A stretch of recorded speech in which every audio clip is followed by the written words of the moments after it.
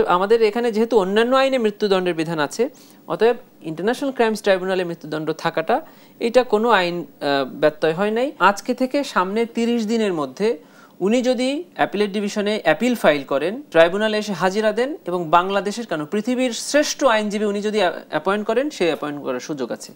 আন্তর্জাতিক অপরাধ ট্রাইব্যুনালের স্বাধীনতার ঘাটতি, অর্থাৎ আপনারা কি আসলে স্বাধীনভাবে কাজ করতে পারছেন না, কিংবা এই রায় ঘোষণার সময় কোনো রকমের তাড়াহুড়ো ছিল বা কোনো রকমের চাপ ছিল, আপনার কাছে জানতে চাই গাজী মনোয়ার হোসেন তাবিব। জি, অনেকগুলো প্রশ্ন একসাথে করেছেন, কিন্তু আমি আশা করছি সবগুলো প্রশ্ন আমি ক্যাটাগরিক্যালি অ্যান্সার দিতে পারবো। আমি শেষ থেকে শুরু করি। ইন্টারন্যাশনাল এই অর্গানাইজেশনসগুলার সমালোচনা থেকে আমি শুরু করি। প্রথম কথা হলো যে জাতিসংঘ, amnesty international and human rights watch, তিনটা সংস্থাই অ্যাডমিট করেছেন যে জুলাই গণঅভ্যুত্থান চলাকালে এই পিরিয়ডে সরকার কর্তৃক 1400 নিরস্ত্র সিভিলিয়ানকে হত্যা করা হয়েছে, এটা তারা অ্যাডমিট করছেন, এবং প্রায় 25,000 ছাত্র জনতাকে সিরিয়াসলি ইনজুর্ড করা হয়েছে, তাও রাষ্ট্র বাহিনী কর্তৃক, এটা ওনারা অ্যাডমিট করছেন। ওনারা যেখানে প্রশ্ন তুলেছেন সেটা হলো মৃত্যুদণ্ড দেওয়া হয়েছে, এজন্য এটাকে ওনারা মানবাধিকার লঙ্ঘন বলছেন। এটা আমরা সকলেই জানি যে এই সকল আন্তর্জাতিক সংস্থায় মৃত্যুদণ্ডের বিধান নাই, যার কারণে তারা সারা পৃথিবীব্যাপী এগুলো ক্যাম্পেইন করে বেড়ান।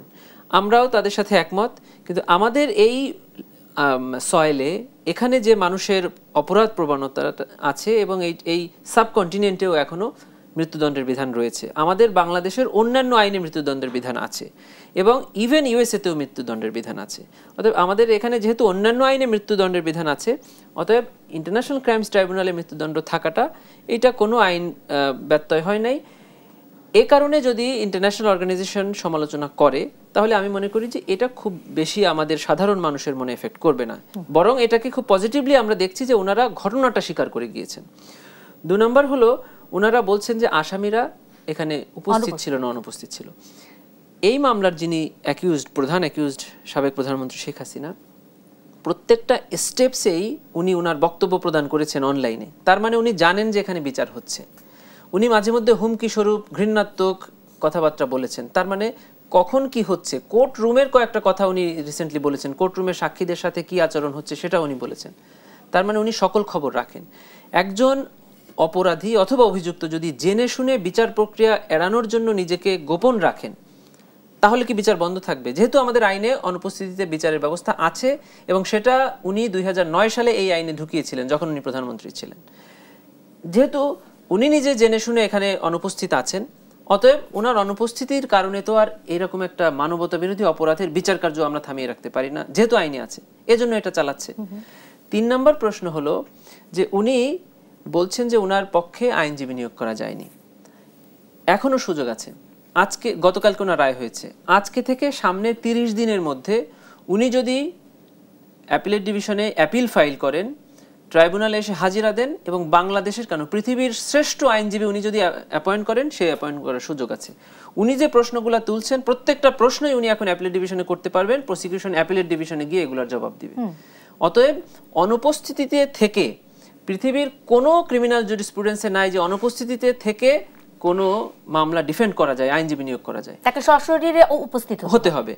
জেরাই খান পান্না সাহেবের ক্ষেত্রে যেটা হয়েছিল, আমি সেদিন কোর্টে ছিলাম, এই শেখ হাসিনার মামলার কিন্তু প্রত্যেকটি স্টেপস গণমাধ্যমের সাহায্যে সারা পৃথিবী জানছে, আমরাও জানছি, উনিও জানছে, উনি ওখান থেকে স্পিচ দিচ্ছেন প্রত্যেকটি ডেটে। অতএব কবে স্টেট ডিফেন্স নিয়োগ হলো এটা জেরাই খান পান্না সাহেবও জানতেন, উনিও জানতেন।